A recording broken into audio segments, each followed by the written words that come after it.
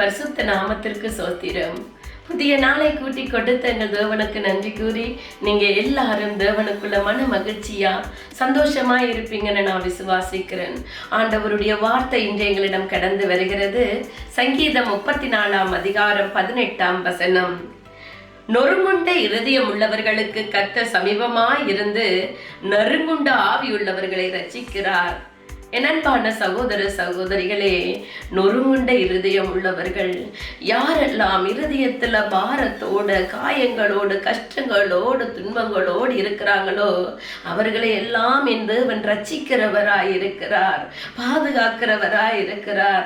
சில நேரங்களில் துன்பங்கள் வரும்போது, வேதனைகள் வரும்போது, அநேக நேரங்களில் மனிதர்களிட்ட போய் புலம்புகிறவர்களாக இருக்கிற அநேகர் தனிமையின் பாதையில சொல்லி அழக்கூட ஆக்கள் இல்லாம இருக்கிறீங்க. இருதயத்துக்குள்ள புலம்பிக் கொண்டே இருக்கிறீங்க. ஆனா உங்களை ஒருவர் பார்த்து கொண்டிருக்கிறார், உங்களை ஒருவர் கவனித்து கொண்டே இருக்கிறார். நீங்க அவர்கிட்ட போய் சொல்லுங்க, அவர்கிட்ட முறையிடுங்க. அவர் உங்கள் காயங்களை ஆற்றுகிறவர் அவர் ஒருவரே. மனிதர்கள் கொடுக்கிற வண்ணமாக அவர் விடுதலை கொடுக்கிறதல்ல. முழுமையான விடுதலை, பரிபூரணமான சமாதானம் எங்களுடைய தேவனிடம் இருந்தே கிடைக்கிறது. அதற்கு நீங்க அவர்கிட்ட உங்களோட துன்பங்களை எல்லாம் கொடுத்து விடுங்க. நறுங்குண்ட ஆவி உள்ளவர்கள். இன்று அநேகரை சத்துருவானவன் குற்ற உணர்வுகளினால் கட்டி வைத்திருக்கிறான், பாவ வாழ்க்கைகளுக்குள்ளே கட்டி வைத்திருக்கிறான். உனக்கு விடுதலை இல்லை என்று சொல்லி ஏமாற்றுகிறவனாயிருக்கிறான். இன்றைக்கு அநேகர் குடிபோதை பழக்கங்களுக்குள்ள அடிமையாகி இருக்கிறீங்க. ஏதோ ஒரு பாவம் உங்களை ஆளுகை செய்து கொண்டே இருக்கிறது. அதை மறைமுகமான பாவம், அதை யாரும் பார்க்கவில்லை என்று நீங்க நினைக்கிறீங்க.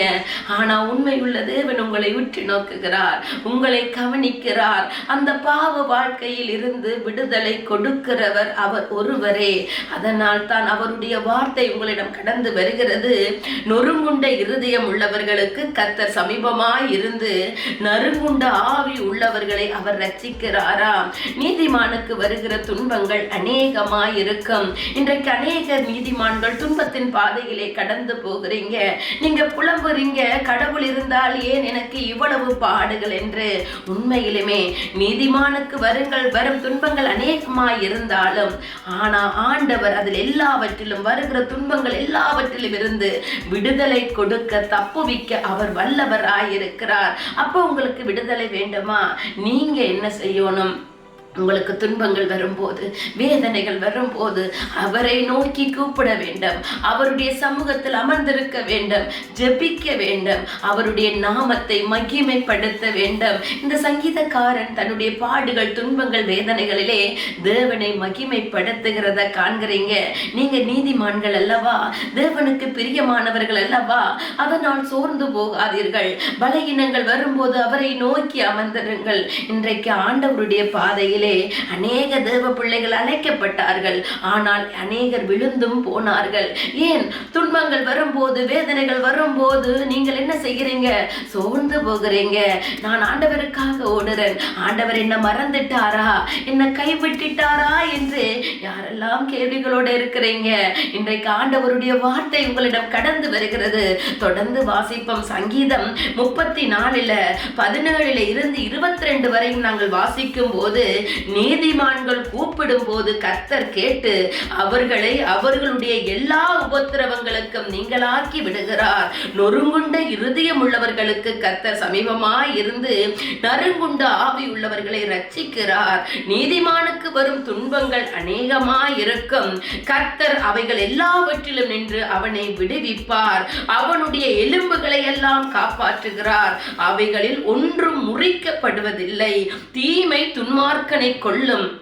நீதிமான்களை பகைக்கிறவர்கள் குற்றவாளிகள் ஆவார்கள்.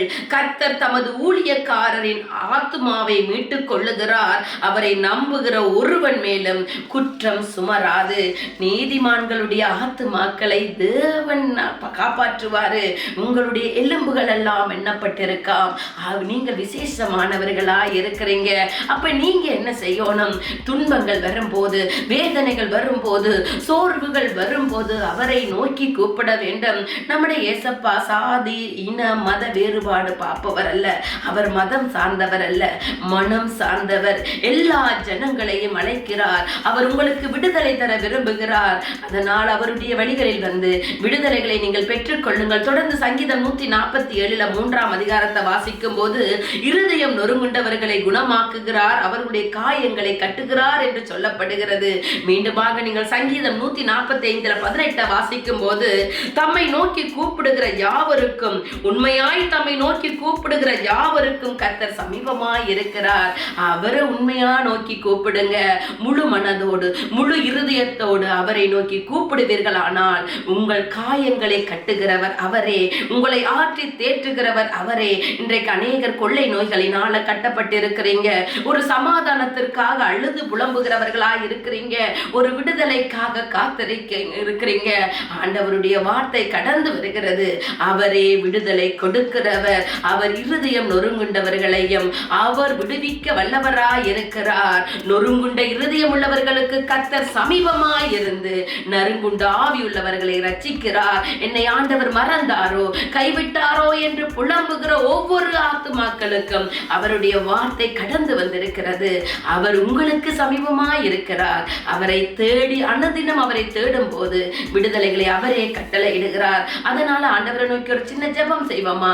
அன்பான தகப்பனே, காயப்பட்ட இறுதிகளோடு வேதனைகளோடு துன்பங்களோடு எனக்கு ஒரு விடுதலை இல்லையே, எனக்கு ஒரு சமாதானம் இல்லையே என்று தனிமையில் போராடுகிற ஒவ்வொரு ஆத்துமாக்களும், வேதனைகளோடு இருக்கிறவர்கள், என்னை தேவன் மறந்தாரோ என்று கண்ணீரோடு இருக்கிற ஒவ்வொரு ஆத்துமாக்களையும் இன்றைக்கு நீங்க தொடுங்க ஆண்டவரே. இவர்களுக்கு காயம் கட்டுகிறவர் நீர் ஆண்டவரே. இவர்களுக்கு சமீபமாய் இருந்து விடுதலைகளை நீங்க கட்டளை இடுகிறபடியினால், உமது வார்த்தை இவர்களுக்குள்ளே நிலை நிற்கிறபடியினால் சோர்ந்து போயிருக்கிற எல்லா ஊழியக்காரர்களும் மீண்டும் பலப்பட வேண்டும். உமது பிள்ளைகள் எல்லாம் பலப்பட வேண்டும். பிற இன ஜனங்களையும் ரட்சித்து இன்றைக்கு நீங்க விடுதலை கொடுக்கிறபடியினால் உம்முடைய நாமம் மகிமைப்படும் ஐயா. இயேசுவின் நாமத்தில் ஜெபம் கேட்டு நிற்கிறோம் பிதாவே, ஆமேன். நீங்கள் எல்லோரும் மிகவும் விசேஷமான நீங்க. ஆண்டவர் உங்கள் ஒவ்வொருவரையும் ஆசீர்வதிப்பார்.